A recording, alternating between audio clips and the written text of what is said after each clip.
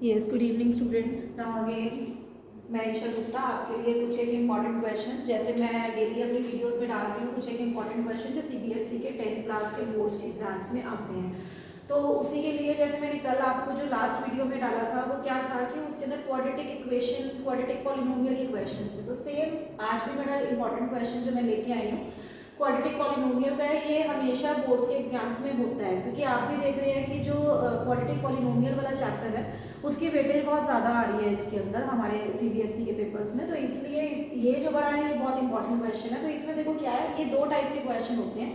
इसमें एक ये दिया हुआ है कि ये it's a reciprocal of the other. इसमें 1/0 of the quadratic polynomial this is the reciprocal of the other. एक क्वेश्चन आपके पास इस टाइप से भी आता है, it's the negative of other, वो भी मैं आपको कराऊंगी, पर पहले मैं आज रेसिप्रोकल ऑफ द अदर का करा रही हूँ। तो जैसे अब आपके पास में उसने बोला है कि 1/0 ऑफ पॉलिनोमियल, आपको पता है कि कोई भी क्वाड्रेटिक पॉलिनोमियल है उसकी 2 zeros होती हैं, 2 zeros होती है आई से अल्फा एंड बीटा।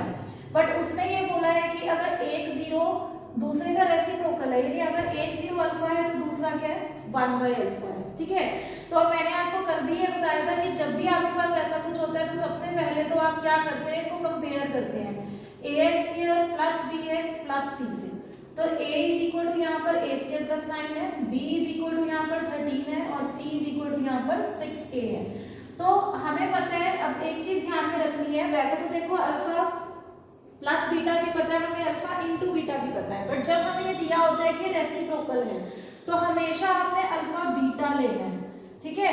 तो अल्फा इंटू बीटा का मतलब क्या हुआ, अल्फा इंटू 1/अल्फा इक्वल टू क्या हो गया आपके पास c अपॉन ए। c आपके पास 6a है और a आपके पास a² प्लस 9 है, कैंसिल हो गया ये।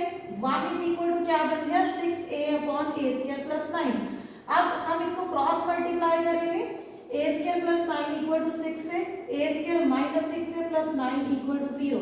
और बहुत इजीली आप इसके फैक्टर्स बना सकते हैं, या तो स्प्लिटिंग का मिडिल टर्म कर लो, या मेरे को ये पता है कि ये 3 का स्क्वायर है इक्वल टू 0, तो a² plus b² minus 2ab, यानी a माइनस b का होल स्क्वायर, ये मेरे को पता था। बाकी आप इसके मिडिल टर्म स्प्लिटिंग भी कर सकते हो, तो इसमें a जो आ गया वो आपका 3 and 3 आ गया।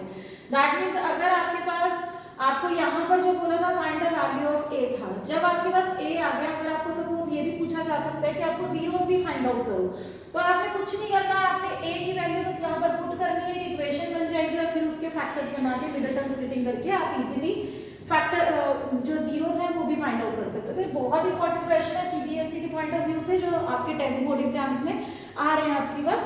तो this is for today, thank you.